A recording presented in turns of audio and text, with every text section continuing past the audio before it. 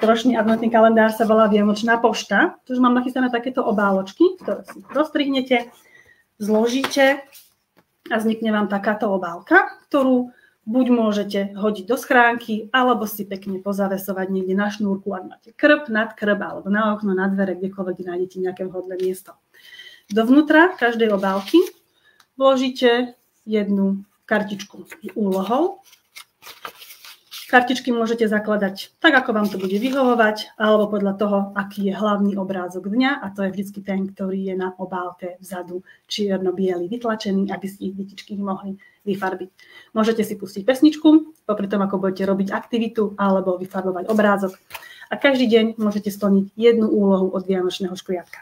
Pokiaľ sa vám nechce všetko tlačiť, môžete si vytlačiť iba jeden kalendárik, 1 až 4, kde máte každé jedno to slovíčko zaznačené a každý deň si môžete jedno políčko vyfarbiť, odrátať si tak, koľko dní vás čaká až do Vianoc, kedy už bude 0 na tom poslednom políčku. Deti budú vedieť, že dneska sú Vianoce. Takže to je taká jednoduchšia varianta toho, čo môžete robiť, pokiaľ chcete tlačiť 19 obálok.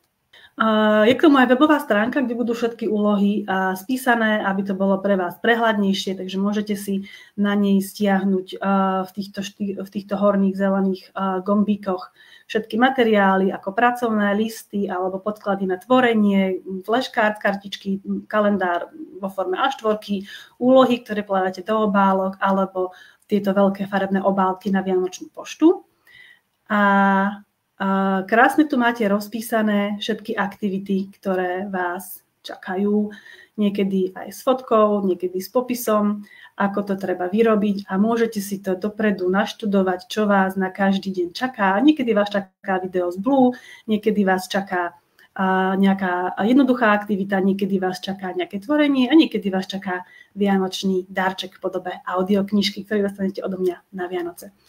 Takže takto to vyzerá na webovej stránke ku adventnému kalendáru.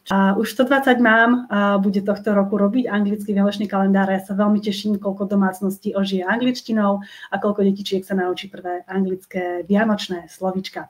A ak sa rozhodneš pridať aj ty, budem sa tešiť aj na teba.